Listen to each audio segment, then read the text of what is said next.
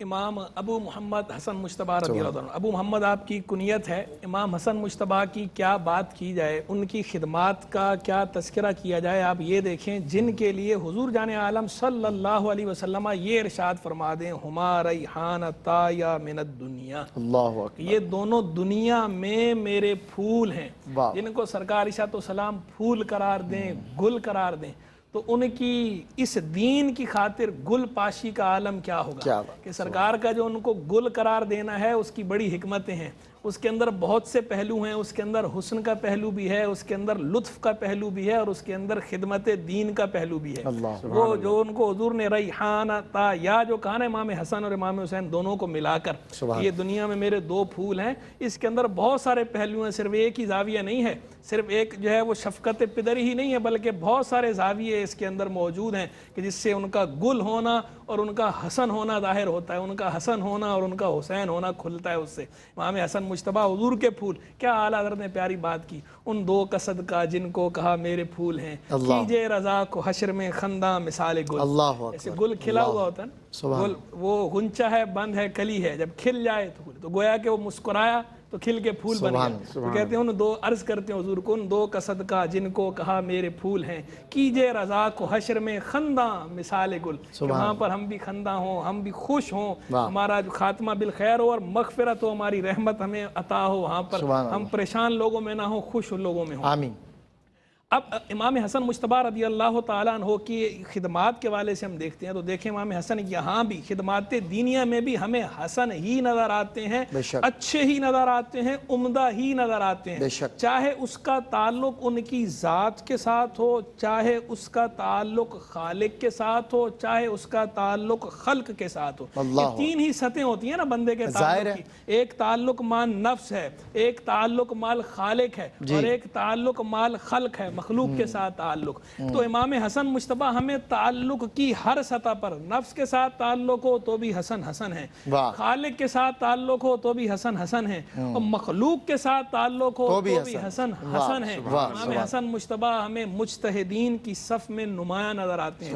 ابن قیم الجوزیہ نے جہاں مجتہد صحابہ کا ذکر کیا اور مجتہد تابعین کا ذکر کیا اور اہل بیت کے مجتہد افراد کا ذکر کیا، بطور خاص امام حسن مجتبیٰ کا بھی ذکر کیا ہے، یعنی آپ کا مجتہد ہونا مسلم ہے، علماء نے اس کو تسلیم کیا ہے، صرف حسن عقیدت کی بنا پہ نہیں کہا، بلکہ آپ کا علمی طور پر، تحقیقی طور پر مجتہد ہونا مسلم ہے، اور محققین نے اپنی کتابوں میں اس پر باقاعدہ دلائل بھی ذکر کیے ہیں، اور باقاعدہ وہ مسائل بھی ذکر کیے گئے ہیں کہ جو امام حسن مجتبیٰ رضی اللہ عنہ نے فتوے دیے ہیں، اور بتایا کہ آپ اصحاب فتویٰ میں سے تھے۔ بہت کم لوگ صحابہ کرام علیہم رضوان میں سے ایسے ہیں کہ جو فتویٰ دیا کرتے تھے، امام حسن مجتبیٰ ان میں سے ایک ہیں۔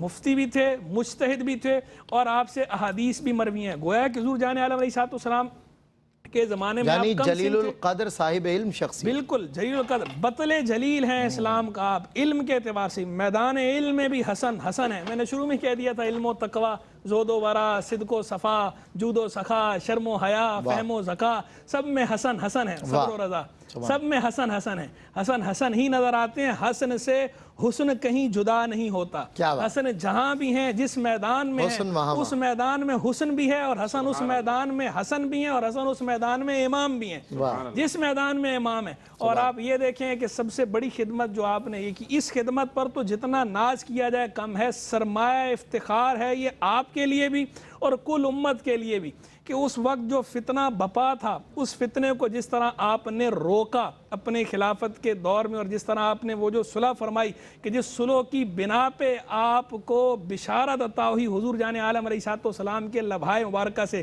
کہ حضور جان عالم علیہ السلام نے فرمایا تھا، ابنی ہذا سید، میرا یہ بیٹا سردار ہے، لعل اللہ یصلح بہ بین فئتین من المسلمین، کہ اللہ ان کے سبب دو مسلمانوں کے دو گروہوں کے مابین صلح کروائے گا۔ اور بعض روایات کے اندر فئتین کے بعد عظیمتین کا لفظ بھی ہے کہ دو عظیم گروہوں کے مابین۔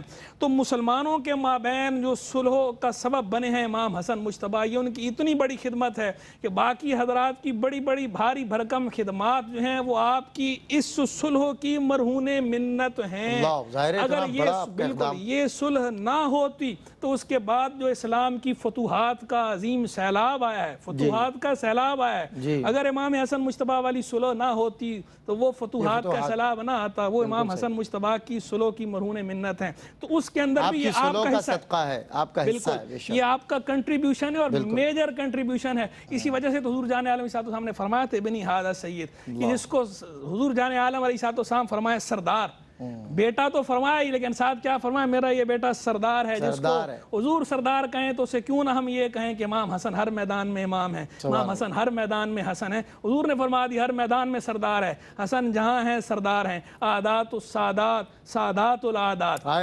سرداروں کی عادتیں جو ہیں وہ عادتوں کی سردار ہوتی ہیں. امام حسن مجتبیٰ اس کا ہمیں بدرجہ اولا مصداق نظر آتے ہیں. اس کا مصداق اتم امام حسن مجتبیٰ اس مقولے کا کہ عادات السادات سادات العادات. اور اس سلو کا جو نتیجہ نکلا وہ نتیجہ یہ نکلا کہ امام حسن مجتبیٰ نے اللہ کی رضا کی خاطر خلق خدا میں چارہ جوئی جو کی, خلق خدا کی باہمی محبت مودت کی خاطر, امت کو فتنے سے بچانے کی خاطر یہ سلو فرمائی تھی نا. آپ نے منصب چھوڑا, منصب چھوڑنا آسان کام نہیں ہوتا. تو اس کا نتیجہ کیا ظاہر ہوا, ملا علی قاری رحمہ اللہ جلیل القدر محدث اور فقیہ ہیں, انہوں نے بھی یہ بات نقل کی, اور اعلی حضرت امام اہل سنت رحمہ اللہ نے بھی یہ بات نقل فرمائی کہ اللہ نے اس کا صلہ آپ کو یہ عطا فرمایا. جو آخرت کا اجر ہے وہ تو ہے ہی ہے, اس کا صلہ اللہ نے آپ کو دنیا میں یہ عطا فرمایا کہ غوثیت کبریٰ جو ہے وہ آپ کی اولاد میں جاری کی. کہ امام حسن مجتبیٰ فرمایا غوث اعظم, ان کے بعد جو سرکار غوثیت مآب سیدنا شیخ عبد القادر جیلانی قدس سر ربانی حسنی, والد کی طرف سے حسنی ہے. ویسے نجیب الطرفین ہے حسنی حسینی تو والدہ کی طرف سے حسینی ہے, لیکن والد کی طرف سے حسنی.